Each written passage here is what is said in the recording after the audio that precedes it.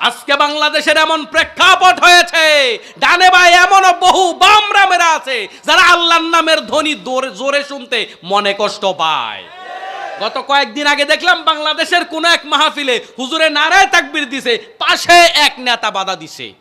নারায়ে তাকবীর কি মোল্লা বানাইছে নাকি? নারায়ে তাকবীর কি আসলে উৎপাদন হয় নাকি?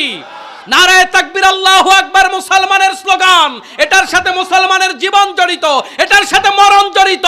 দুনিয়ায় আল্লাহু আকবার, আজানে আল্লাহু আকবার, ইকামতে আল্লাহু আকবার, নামাজে আল্লাহু আকবার, কুরবানিতে আল্লাহু আকবার। ওই নারায়ে তাকবীর আল্লাহু আকবার যার ভালো লাগে না, ওই ব্যক্তি মুসলমান হতে পারে না। নারায়ে তাকবীর নিয়ে বাঁচতে চাই, নারায়ে তাকবীর নিয়ে মরতে চাই। এই নারায়ে তাকবীর নিয়ে শহীদ হাদি মাঠে ছিল, ওই নারায়ে তাকবীর যা মরে গেছে আমরাও তাকবীরের সাথে মরতে চাই। নারায়ে তাকবীর যাদের ভালো না, তোমরা বাংলাদেশ থেকে পাশের দেশে চলে যাও। আমরা এই বাংলাদেশে হিন্দুদের সাথে দূরত্ব করি না, বৌদ্ধদের সাথে দূরত্ব করি না, খ্রিস্টানদের সাথে দূরত্ব করি না, কিন্তু মুসলমানের রক্ত থেকে না বাংলাদেশে নারায়ে তাকবীর ভালো লাগবে না, তাহলে বুঝতে হবে তুমি পাশের দেশের দালাল।